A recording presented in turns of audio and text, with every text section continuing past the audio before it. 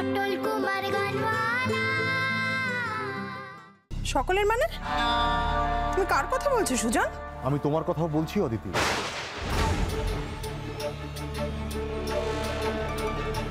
সমানে ওকে রিকোয়েস্ট করে যাচ্ছি, সমানে।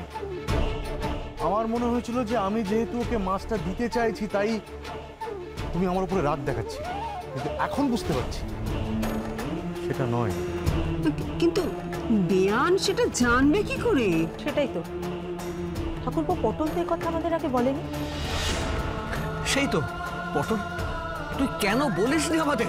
কতবার তো বলতে গেলে, তখন তো রান্না করে সবটা বলতেই দিল না। আর এখন যখন বলতে গেলাম, ভালো বাবু তুমিও তো শুনলেন। না না, আমি খাবো, কিন্তু ওই চিংড়ি মাছ। চাপ, খালি মুখে মুখে কথা। ধরো তো তোর মজা আমি দেখাচ্ছি, এক্ষুনি চলে আমার সঙ্গে। তা এখানে এসেও তো বলতে পারতিস নাকি? দুবার বলতে গেল, সবাই বলল তুই যদি মাছ না খাস তাহলে ছোট বাবু খুব কষ্ট পাবে। আরে আমি কষ্ট পাবো ভেবে তুই, আরে তুই তো মরও যেতে পারতিস এই মাছটা খেয়ে। না না, সে তো দুদিন হাসপাতালে থাকলেই ঠিক হয়ে যেত। কিন্তু তুমি কষ্ট পেলে সেটা ঠিক হতো বলো? সেটা কি ভালো হতো?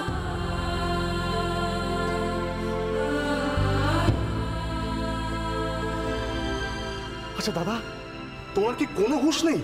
তুমি এখনো চুপ করে বসে আছো? না।